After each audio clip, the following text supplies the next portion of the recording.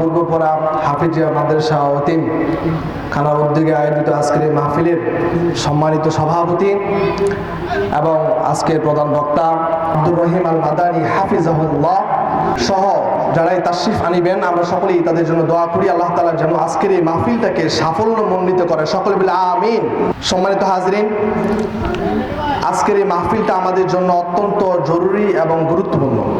কোরআনে হাফেজের কত মূল্য এবং একটা আলেমের কত মূল্য সেটা আল্লাহ তাআলা নিজেও বলেছেন এবং নবীজি নিজেও বলেছেন। যালিকাল কিতাবু লা রাইবা ফীহি হুদাল লিল মুত্তাকিন। এটা এমন একটা কিতাব যে কিতাবের মধ্যে কোনো সন্দেহ নাই। আল্লাহ পাক রব্বুল আলামিন শুরুতে চ্যালেঞ্জ ছুড়ে দিয়েছেন, এটা এমন একটা কিতাব, এটা এমন একটা কোরআন যে কোরআনের মধ্যে বিন্দু পরিমাণ সন্দেহ নাই। বই পুস্তক, বিভিন্ন বই পুস্তক লেখা হয়, শুরুতেই লেখা থাকে যদি বইয়ের মধ্যে কোনো ভুল থাকে তাহলে আমাদেরকে জানাবেন, নাম্বার দেওয়া থাকে। কিন্তু এটা এমন একটা কোরআন, এটা এমন একটা কোরআন যে কোরআনের শুরুতে আল্লাহ পাক রব্বুল আলামিন চ্যালেঞ্জ ছুড়ে দিয়েছেন, এই কোরআনের মধ্যে কোনো সন্দেহ নাই। হুদাল লিল মুত্তাকিন।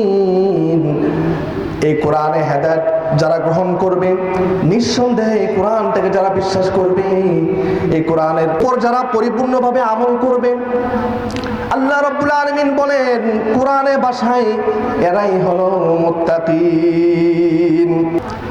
আমাদের মাদ্রাসা থেকে ছেলেরা পাগড়ি পাবে, কোরআনে হাফেজ তারা হয়েছে, এমন একটা কোরআন তারা মুখস্থ করেছে যে কোরআনের মধ্যে কোনো সন্দেহ নাই।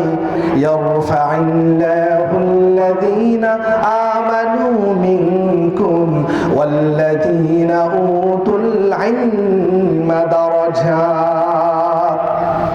নিঃসন্দেহে এই কোরআনের আলেম যারা গ্রহণ করবে, যারা আলেম হবে, কোরআনে জ্ঞান যাদের মধ্যে থাকবে, ওয়াল্লাযীনা উতুল ইলমা দারাজাত, আল্লাহ রাব্বুল আলামিন বলেন আমি তাকে অনেক মর্যাদা সম্পন্ন করব।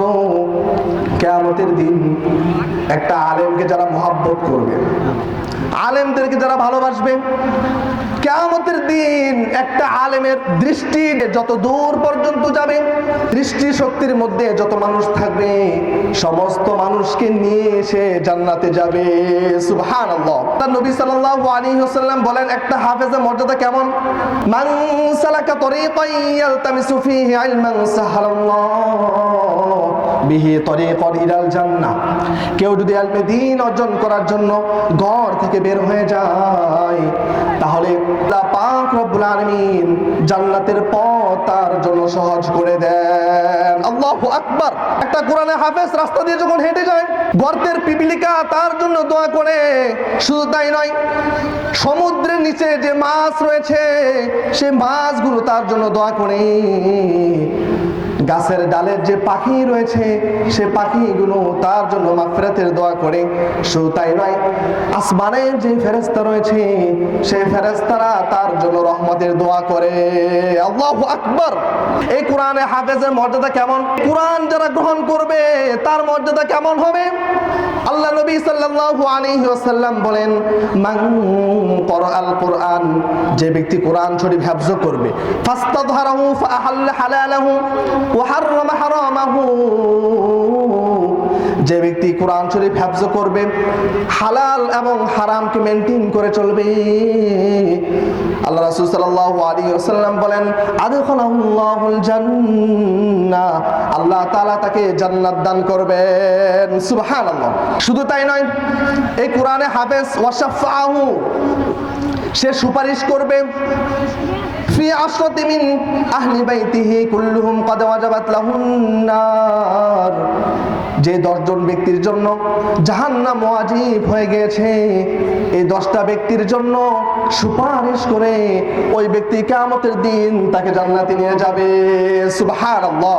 বাবা যদি জাহান্নামী হয়ে থাকে তাহলে আল্লাহর কাছে সুপারিশ করে ওই বাবাকে জান্নাতে নিয়ে যাবে। মা যদি জাহান্নামী হয়ে থাকে, যদি ঈমান থেকে থাকে, তাহলে সুপারিশ করে ওই মাকে জান্নাতে নিয়ে যাবে।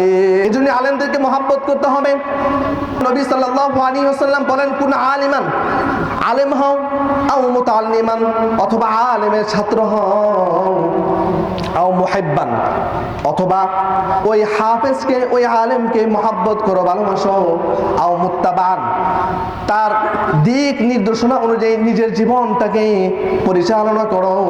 5 নাম্বার করো না, তার বিরোধিতা করো না, তাহলে হালাকা, তুমি ধ্বংস হয়ে যাবে।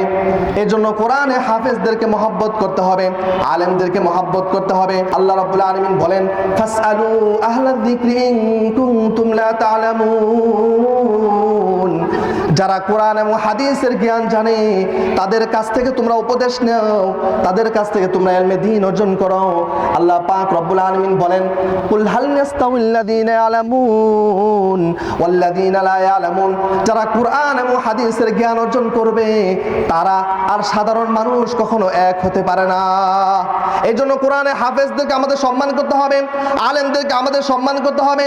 আল্লাহ পাক রব্বুল আলামিন আমাদের সকলকে ইলমে দ্বীন অর্জন করার তৌফিক দান করুক এবং আলেমদের পরামর্শ নিয়ে নিজের জীবনটাকে সুন্দর করে সাজানোর তৌফিক দান করুক। সময় সংক্ষিপ্ত, পরে হযরত বসে আছে, আলোচনা করবে, আমরা সবাই আমলে নিয়ত শুনবো। ওমা তৌফিক ইল্লা বিল্লাহ। আসসালামু আলাইকুম ওয়া রাহমাতুল্লাহি ওয়া বারাকাতুহু।